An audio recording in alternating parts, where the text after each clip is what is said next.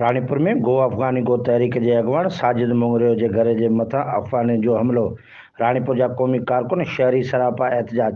Police मुंहिंजे घर मथां हमलो कंदड़ बाबर ज़मान शाह इस्माइल अब्दुल्ला अफ़गानी खे फौरी गिरफ़्तार करे। अहिड़नि ख़्यालनि जो इज़हार क़ौमी कारकुन साजिद मोगरियो, डॉक्टर नज़ीर कोकर, अली इमदाद लाड़िक, मोहसन बेलार, निमाणो सरकी, हसन जामड़ो एहतजाज कंदे रानीपुर थाणे अॻियां एहतजाज करण बाद गेट ते धरणो ॾिनो। उन मौक़े ते अॻवाननि सहाफ़ियुनि सां ॻाल्हाईंदे चयो त असां निगरान हुकूमत जे कयल फ़ैसिले जी हिमायत कयूं था।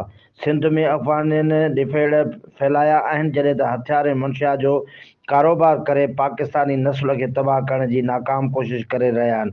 उन्हनि वधीक चयो त अफ़गाननि खे सिंध छॾणी पवंदी, जॾहिं त रानीपुर में रहंदड़ अफ़गाननि जे ख़िलाफ़ बि पुलिस खे क्रैकडाउन करणु खपे।